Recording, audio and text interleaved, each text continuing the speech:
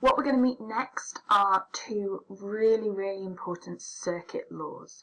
You need to learn and memorise them because you can be asked to state them, but also these two laws are going to help you navigate your way around all the calculations we are going to do for electric circuits. They are at the heart of a lot of what we do. If you ever get stuck, go back to these two ideas and they will help you consider what you know and what you're trying to figure out. So these are Kirchhoff's laws, so we'll start with the first one. Kirchhoff's first law says that the sum of the currents entering any point in a circuit is equal to the sum of the currents leaving that same point. And this is an example of the law of conservation of charge. So, top bit is the statement of Kirchhoff's first law.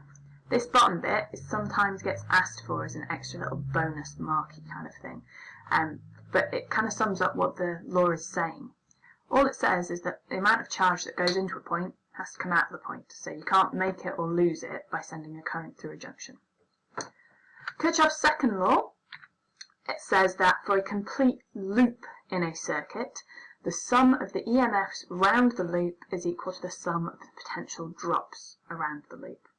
So what you do is you just complete a circuit, so draw a circle going from your power supply and back to your power supply, and in that loop that you've just drawn, the EMFs have to equal the potential differences.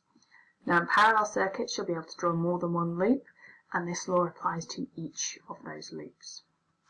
And again, this has got an extra little bonus thing that goes with it. This is an example of the law of conservation of energy. Because remember, with the difference between EMF and potential difference, they're all about the amount of energy per charge.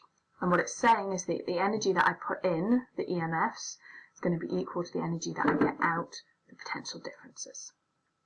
So let's just look at a specific example here. So in this circuit, I've got a battery that's giving me 9 volts, which is 9 joules per coulomb. So I've got an EMF of 9 volts. In my circuit loop, I've got a variable resistor that's using up 3 volts and a lamp that's using up 6 volts. So my EMF is 9, my potential difference is 3 plus 6, which is 9. So the sum of my EMFs equals the sum of my potential differences. Simple as that. Now the only other thing we need to know about is how to look or consider the amount of EMF when I've got more than one cell and they're connected in series.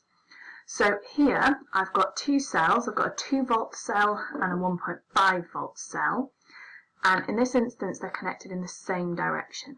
So if my two cells are connected in the same direction, I add the EMFs. So here I've got a total of 3.5 volts. I could have them connected in opposite directions, which you will often see if you're given, for example, a charging circuit. So if I've got, say, a battery charger, then the battery that I'm charging will be the opposite way around to the power supply that's charging it, because that's how it charges it up.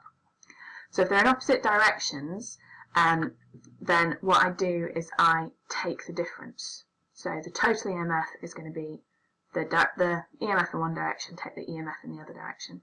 So in this case, I've got 0.5 volts, and it's going in the direction of the 2 volt battery, the 2 volt cell, okay?